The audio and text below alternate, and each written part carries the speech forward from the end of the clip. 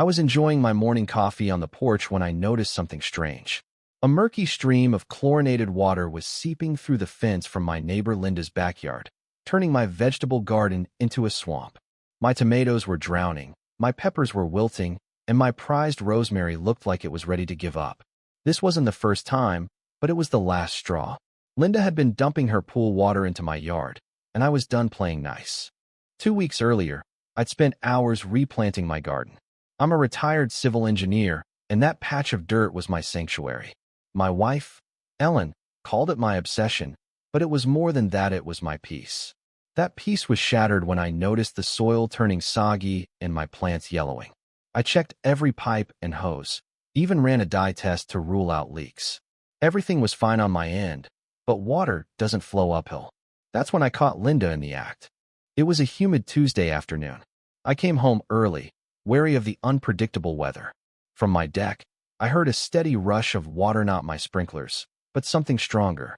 Peeking over the fence, I saw Linda lounging in a chair, phone in one hand, iced tea in the other, while a hose from her pool pumped water toward our shared fence. She dug a shallow trench that funneled it straight into my yard.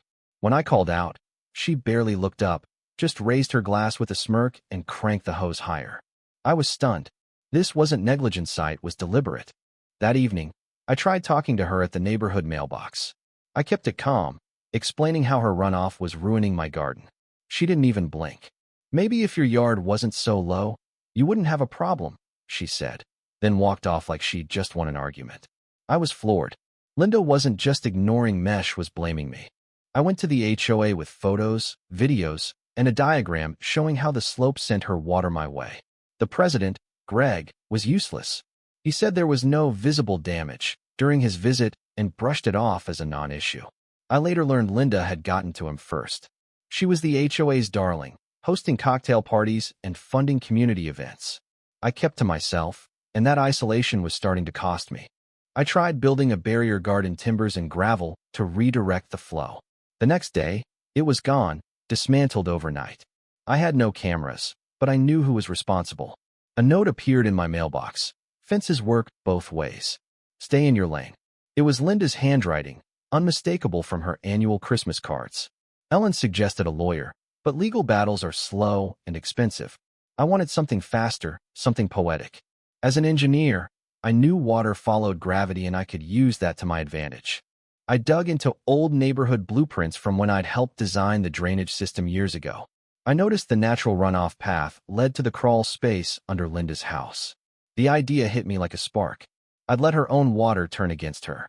Under the pretense of building a flower bed, I dug a subtle trench across my yard, working at night with quiet tools and covering it with sod each morning. No one noticed, not even Linda. I tested it with my garden hose, watching the water vanish under her fence.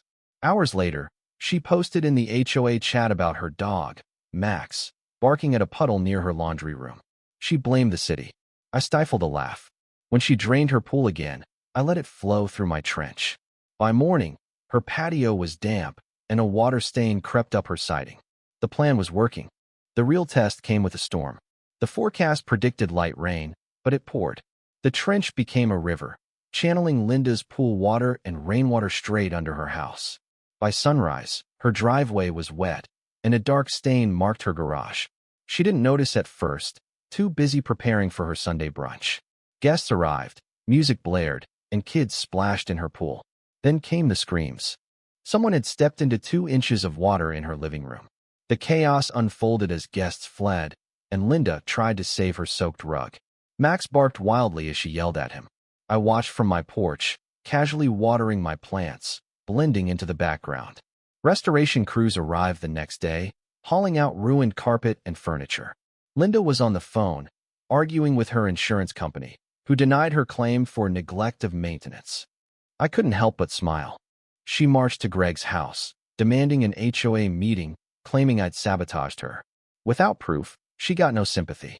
Neighbors began sharing their own complaints about her loud parties, ignored rules, trash bins left out. The tide was turning.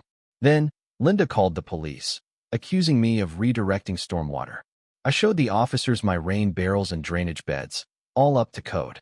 They left, saying, Water does what water does. Linda's desperation grew. She installed sprinklers aimed at my yard, soaking my wildflowers. I adjusted my irrigation system, and the next morning, a timed spray of compost tea hit her and Max as they passed by. Her shriek was priceless. The HOA president, now weary of her, ignored her complaints. Neighbors formed a new group chat without her, sharing memes and real concerns about her behavior. A real estate agent neighbor revealed Linda had missed mortgage payments, strained by repair costs and fines.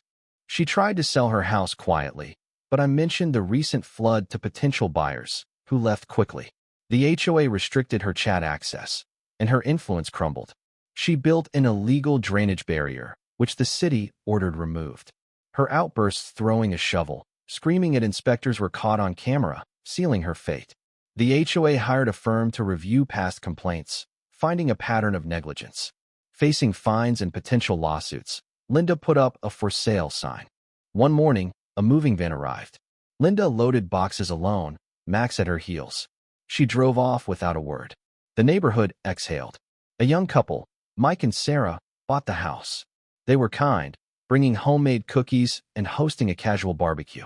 The HOA, under new leadership, updated its rules, adding clear drainage guidelines and anonymous reporting. My garden flourished again, the trench replaced with wildflowers. A letter arrived from Linda. You win. I hope you're satisfied. I tossed it into the compost bin, feeling no anger, just peace. The neighborhood was alive again, kids on bikes, laughter on porches. Ellen and I sat on our porch, watching a movie projected in Mike and Sarah's yard. She asked if I regretted not suing. I looked at my garden and said, not a bit. Gravity and patience had won. What do you think?